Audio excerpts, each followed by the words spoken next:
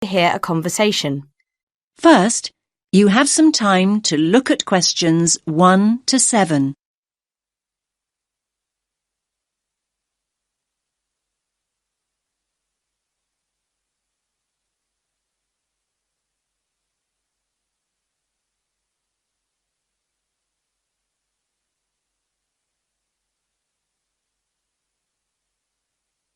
Listen carefully to the first part of the conversation and answer questions 1 to 7.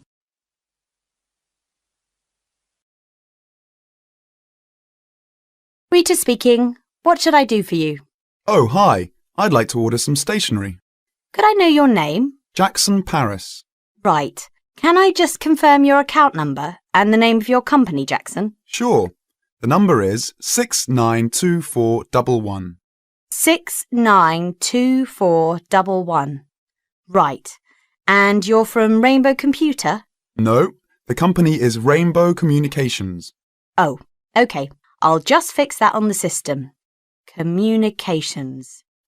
And what would you like to order, Jackson? Envelopes. We need a box of A4, that is, normal size envelopes. White, yellow or manila? We'll have the plain white, please, but the ones with the little windows. OK, one box. A4, white. Just one box, was it? On second thoughts, make those 2 boxes. We go through heaps of envelopes. As a matter of interest, are they made from recycled paper? No, you can't get white recycled paper. The recycled ones are grey, and they're more expensive, actually. Right, we'll stick to white then. Something else, Jackson? Yes, we need some coloured photocopy paper. What colours do you have? We've got purple, light blue, blue, light green, whatever you want pretty much. There are 500 sheets on the pack. Let me see. We're going to need a lot of blue paper for our new price lists.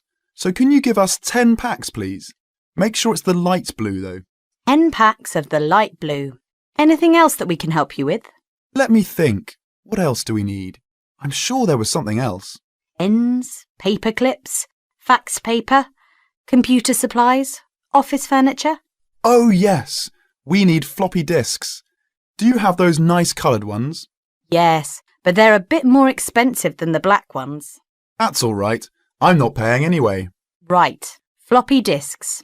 What about diaries next year? We've got them in stock already, and it's a good idea to order early. No, I think we're all right for diaries, but something we do need is one of those big wall calendars. You know, one that shows the whole year at a glance. Do you stock those? We certainly do. OK, can you include a wall calendar then, with the other stuff? Just make sure it's got the whole year on the one side. Sure.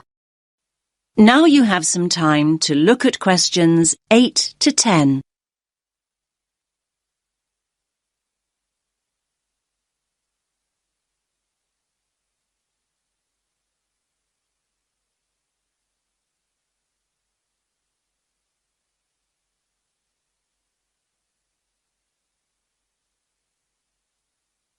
Now listen to the next part of the conversation and answer questions 8 to 10.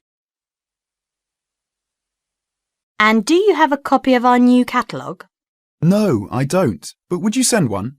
Yes, I'll pop one in with the order. You'll find it a lot easier to remember what you need if you have our catalogue in front of you next time. Yes, good idea. And when can you deliver this? Should be with you tomorrow morning. Can you make sure that it's not after 11:30 a.m?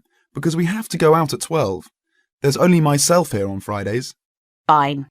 I'll make a note in the delivery docket that they should deliver before 11:30. Thanks very much. Thanks.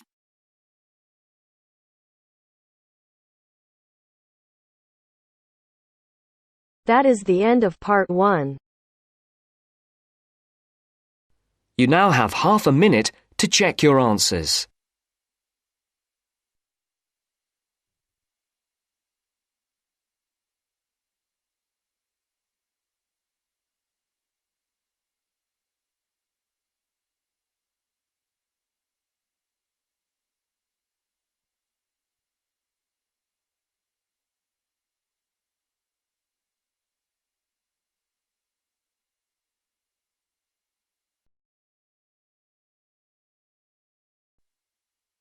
Now turns to part 2. Part 2. Listen to the conversation between two students, John and Carol. They have a list of the names of authors whose books have been given to the library. They have to classify the authors as writers of cookery, sports or travel books. First, you have some time to look at questions 11 to 15.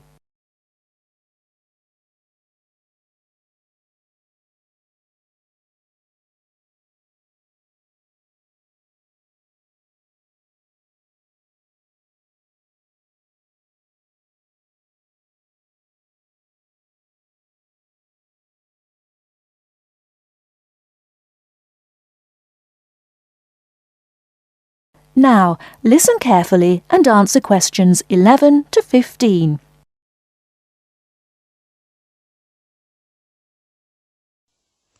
This is a great collection of books, isn't it? Very impressive. Who gave them to us? Apparently the donor was a book reviewer. There are a lot of books about sport. Here's one, My Life in Cricket. Well, that's certainly sports. Who's the author? Peter Adams. He also wrote Journeys Through Spain. Did he? Peter Adams writes books on both sports and travel, so S.T. is written against his name. Now we shall begin. You should answer the questions as you listen because you will not hear the recording a second time. Now listen carefully and answer questions 1 to 8. This is a great collection of books, isn't it? Very impressive. Who gave them to us? Apparently the donor was a book reviewer. There are a lot of books about sport. Here's one, My Life in Cricket. Well, that's certainly sports. Who's the author? Peter Adams. He also wrote Journeys Through Spain. Did he? Next one is Stephen Bow. He wrote Summer Barbecues, Cooking for Singles, Dinners by Candlelight. Anything else? No. Do you have anything by Pam Campbell? Wanderings in Greece, My Life in Russia, Travels in the Amazon, and Pam Campbell's Guide to a Successful Trip. Sounds like she got around. My next one is C. Ketzik. He has a list of books about football, the World Cup, Heroes of the World Cup, Playing with the Round Ball, Soccer for Everyone. That's enough. He was a one-topic writer. Ari Hussein, however, wrote about cooking and travel. His series of cookbooks is called Living and Cooking in Spain, Living and Cooking in China, Living and Cooking in Brazil. He's been everywhere. I've got a specialist here, Sally Innes on tennis. Here are some of her titles. Improve Your Serve, Tennis for Everyone, Tennis Forever. Before you hear the rest of the talk, you have some time to look at questions 16 to 20.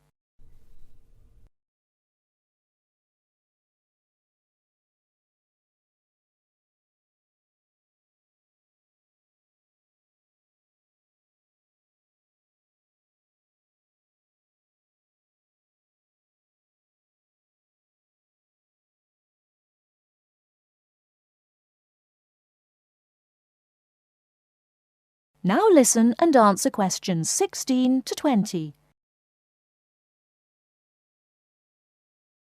Sally Innes on tennis. Here are some of her titles. Improve Your Serve, Tennis for Everyone, Tennis Forever.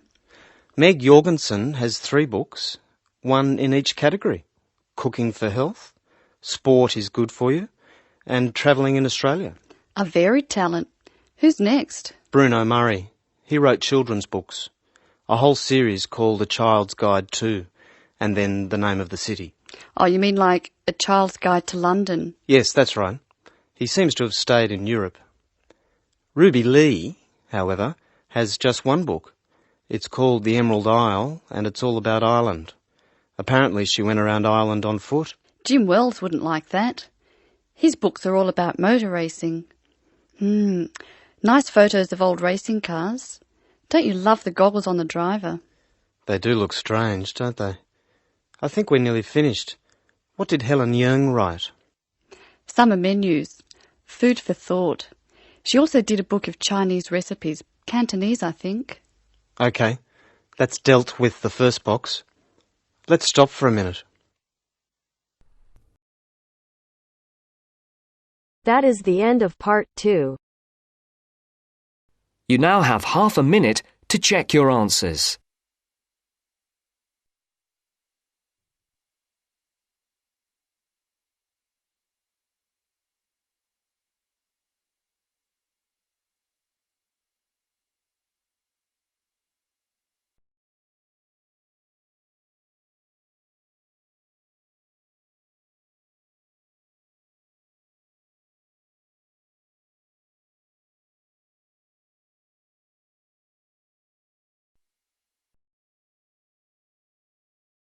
Now turns to part 3. Part 3. First, you have some time to look at questions 21 to 26.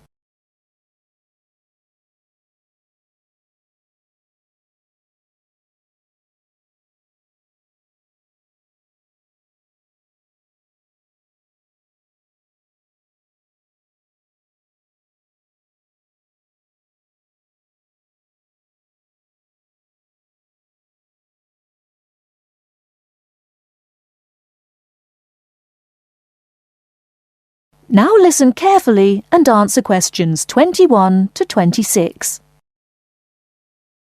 Hello, my name is Emiliano. I am a student here and I'd like to rent a house for 6 months.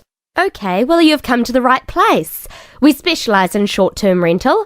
First of all, I would like to get a few details from you. Can you give me your full name, please? Yes, it is Emiliano Nespla. And can you tell me your present address, please? Yes, it's 17 Middleway, Penrose. I'm living with a homestay family at the moment. That's great. Now, do you have any identification with you? Oh, and we will need a reference from someone who knows you here. Maybe your homestay family. Yes, okay. Here's my passport and a card from my language school. My referees can be Mrs. Alice Thompson. She's my homestay mother and she wouldn't mind, I'm sure. You can contact her at the same address as me, of course. OK. If we need to contact you, should we leave a message with your homestay? No, you can speak to me directly. My cell phone number is 021 548 3534. Great. Now, do you have a bank account? You will need to pay your rent by direct debit. You know, it will come out of your account automatically every month. Okay, I don't have my bank account details with me now, but I can get them and bring them back later today. That's fine. Now, can you tell me what kind of house you are looking for? Do you want to rent by yourself? No, I'm looking for a 3-bedroom house. I want to rent with my 2 friends. I will bring them in to see you later today. OK. And what areas are you interested in renting in? Well, here's a map. Can you see my school? I don't have a car, so I need to take some kind of public transport to school and I don't want to travel for more than 30 minutes each way. Do you think you have anything which is suitable? Yes, we do. Here is a list of available properties. I'll highlight the ones that could be of interest to you. Look at the map and go and have a look at the houses with your friends. Do you have a friend with a car? Yes, I do. Good. So go and look outside the houses. It will give you an idea of what the area is like. But remember, don't go into the garden or knock on the door. If you want to go in and have a look, let me know and we can arrange an appointment. Okay, can you give me an idea of price? Yes. If you look at the list, you can see the weekly rent written next to the house address. Oh yes, I can see it now. Do I need to pay anything else? Yes, you need to pay a deposit which you will get back when you move out, and you have to pay a non-refundable agent fee which is equivalent to 1 week's rent. You will have to pay your bills when they come in every month too, of course. Okay, well, thank you very much for your help. What time should I come back with my friends and my bank details? How about 2:30 this afternoon? That sounds good. Thank you for your help. I'll see you later. Thanks for coming in. Goodbye.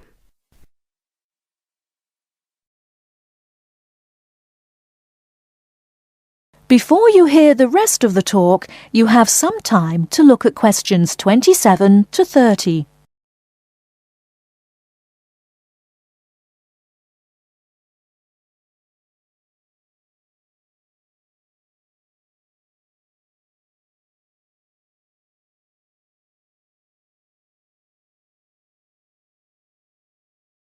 Now listen and answer questions 27 to 30. Hey, don't throw that can away. Why not? I finished with it. Yes, but you can recycle things like that. Oh, I haven't got time to recycle everything I throw away. That's a terrible attitude. Don't you care about... Hello, you two. Hi, John. What are you arguing about? Oh, Sam says he doesn't have time to recycle. What do you think? Well, I agree that it can be difficult sometimes. Do you always recycle everything then, Mary? Yes, I think everyone should. I mean, look at the state of the planet. If we don't all start making an effort now, it could be too late. Well, one of the reasons I don't recycle as often as I should is that I don't really know where to go. There are no recycling facilities near me. Well, I know I said I haven't got time, but actually there is a bottle bank near the supermarket just up the road. So I suppose there are limited local facilities.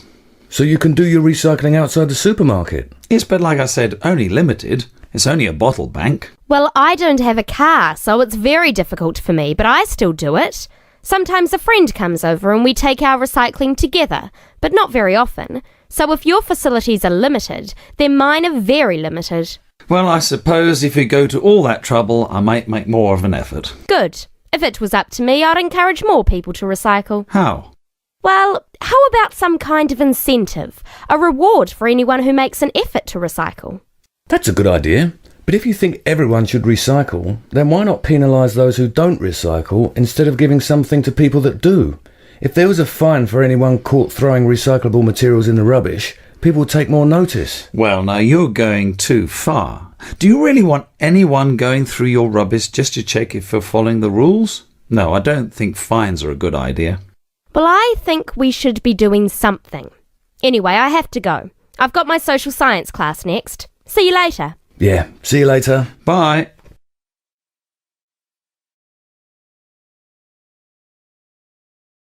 That is the end of part 3. You now have half a minute to check your answers.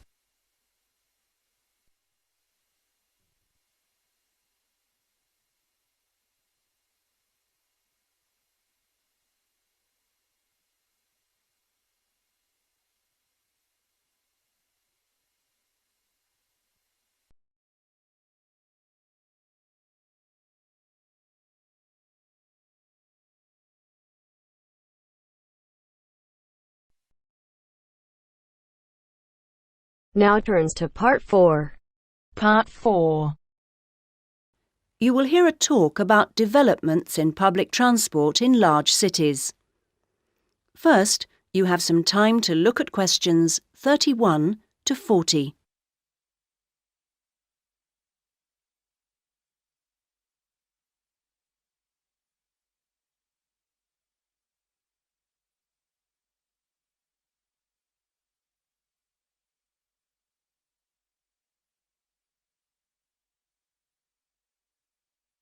Now listen to the first part of the talk and answer questions 31 to 34.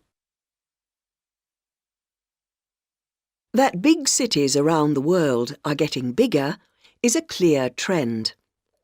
This situation is going to make the issue of transport increasingly important.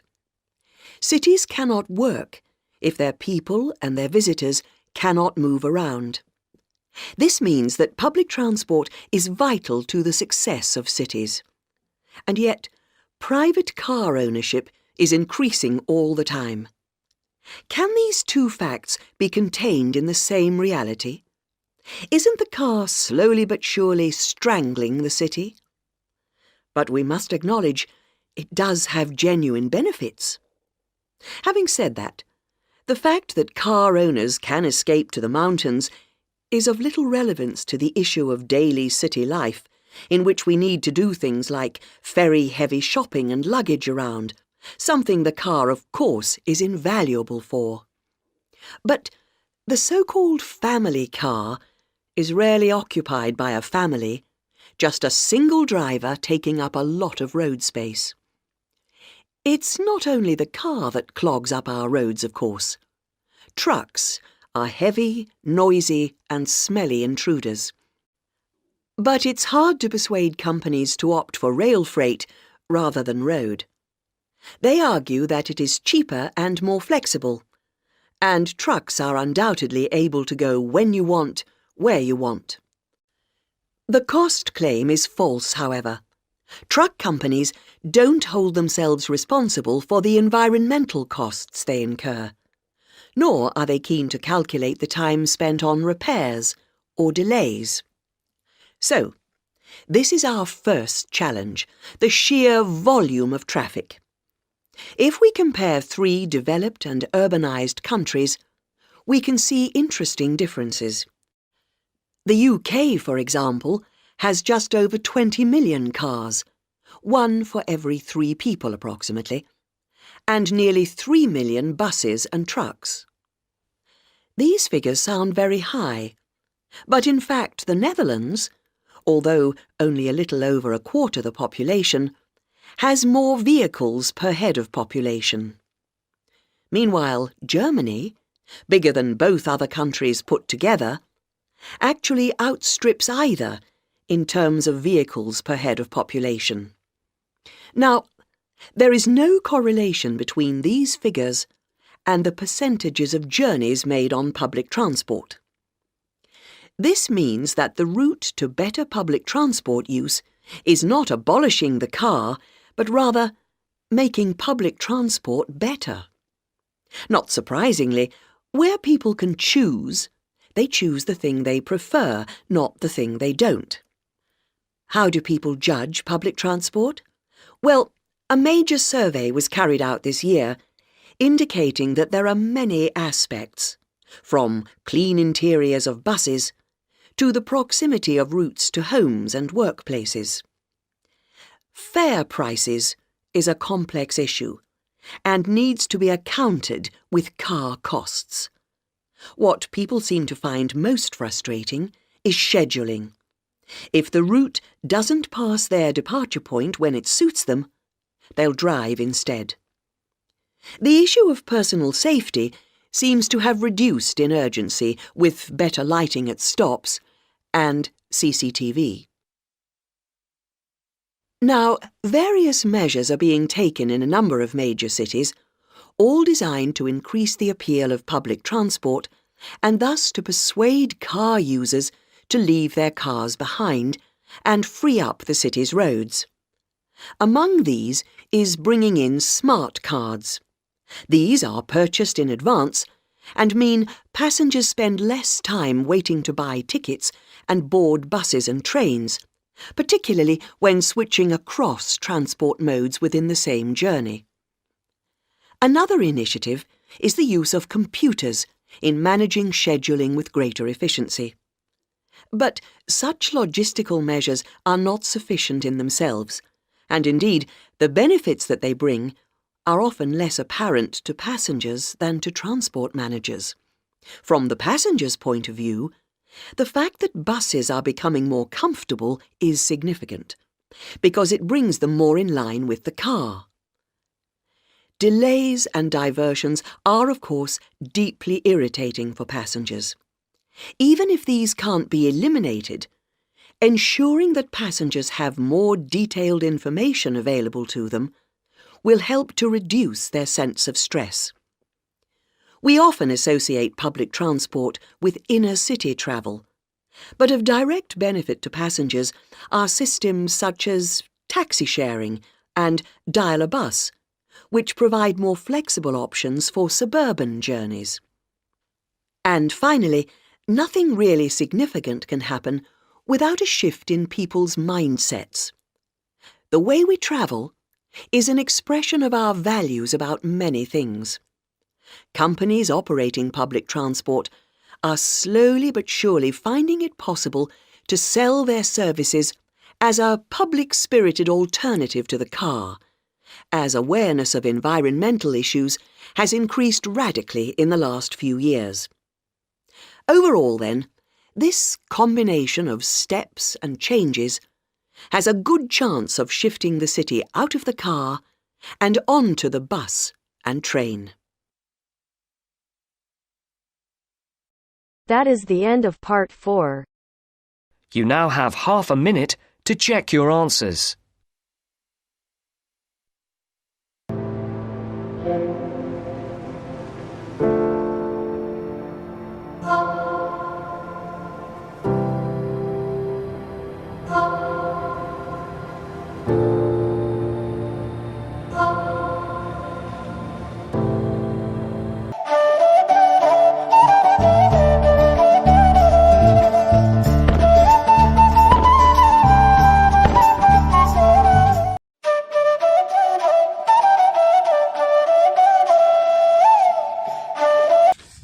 in task 1. School children trips to and from school. This is by car, on foot, by bicycle. Axis title. Okay, this is title. How they went. On foot and by bus and by bus. This is trips per year in million. Fine. And this is statement. The graph below shows the number of trips made by children in one country to travel to school in 1990 and 2010. If select the report and main feature and make comparison where relevant. So this is how I have written introduction. The rendered bar graph depicts information regarding excursion made by pupil aged between 5 and 12 via distinct modes of transportation. Because here by car, on foot, so we say it distinct mode of transportation in a country in the year 1990 and after a gap of a decade. Fine. Overall, the highest number of trips were made by children through walking. Here you can see on foot. Here you can see by walking mean on foot.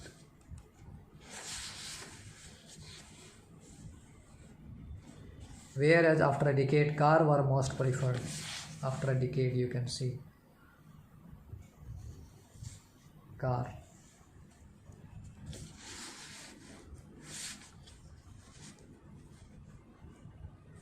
Okay. Overall, the highest number of trips were made by children through walking. Fine. Whereas after a decade, cars were most preferred. However, cycling was the least preferred transportation for excursion in the final decade. Main body paragraph 1. It can easily be seen that in the year 1990, children attempted their trips by walking, accounted for more than 12 million trips per year. Interestingly, commuting by cycling and bus transport were almost similar. That was 6 million and marginally less than 6 million trips. Cars were least used by students, witnessing just above 4 million trips. And finally, turning toward the year 2010, cars which were in least use in first decade were used more than any other vehicle. Walking scored second position with 6 million tours. Furthermore, 2 million, around 3 million and under 6 million excursions were attempted respectively by cycling, walking and bus. So this is how you can write very effective